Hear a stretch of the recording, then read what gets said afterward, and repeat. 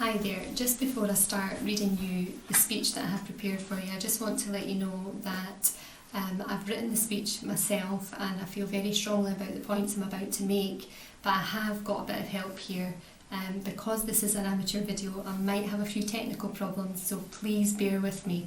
But everything I'm going to say has been written by myself and I feel particularly strongly about. The reason I'm making the video is that I'm a typical mum of 3 children. My husband and I work hard, and yes, I would say we have achieved a reasonable standard of living for our children. We as a family, we don't follow a religion, but no matter how busy we are, an important issue for us is that we try to bring our children up with a moral framework that will last their whole lives. Boundaries that they can fall back on and use when they have big or small decisions to make in their lives. Simple right and wrong decisions that can often decide their path in life. We care about the world we give them to grow up in and the world we will leave for them in the future. We want to protect them from disease and illness and take advantage of most of the incredible research that has made Scotland stand out as a world leader in so many fields. The use of live embryos for research is a subject that's always concerned me. I find it hard to understand how any scientist or person could justify taking one human life to try to save another. Did you know that researchers have been banned from using live embryos in many countries with a conscience, and that some of these scientists are now in our country using our embryos? How can I say to my children, and every person has rights and we think you should respect that, life is precious, then say, but it doesn't apply if you're only at the beginning of your human life? Then how can I say that it's okay to abort a baby just because you've decided that either the time isn't right or it's an inconvenient time for you right now? It just doesn't work, does it? If guidelines are to be clear for our children, then we must give them a framework that is understandable. I find it particularly hard to figure out why a scientist would want to interfere with life itself and try to join animal and human embryos. I suppose I'm saying that I think they just shouldn't do it. That's a step too far in science, that we as humans do not have the right to decide or to interfere.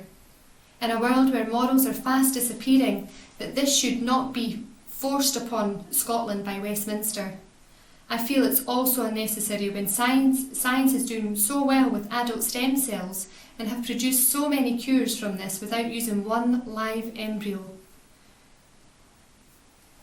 They haven't had any success with 10 years of using live embryos, so why now? It's such a waste of life. I wonder what's really behind the research. The future worries me if this bill is allowed to proceed unchallenged by Scotland. What are we giving our children? What morals are we teaching our future generations?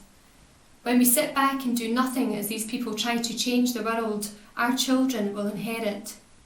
The other huge issue is this proposed human fertilisation and embryology bill is that some children will not have the ability to trace their biological father. We as parents try to teach our children through example that being a good parent is a responsibility that with luck comes to us all, that this is one of the joys in our life. Westminster wants to withhold the name of fathers from the birth certificate if 2 women have children through IVF. What about these children? How will they cope? How will they feel if perhaps they need to know what diseases run in their family, or if they need an organ for transplant and they have no way to contact their paternal father to find out if there's a match in the family? How empty will they feel when they just can't find out why they have a nose like they have, or why they look the way they do?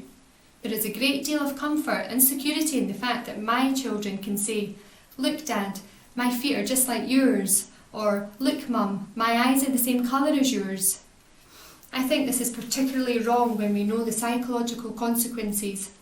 For instance, children in the past who were adopted and couldn't trace their roots and had no access to their heritage.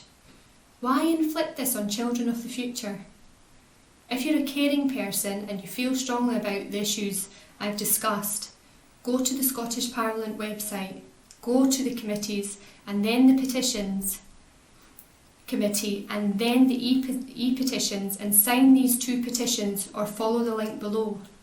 2 minutes of your time that could change the world our children will grow up in. Let's show that we in Scotland care about the future we leave for our children.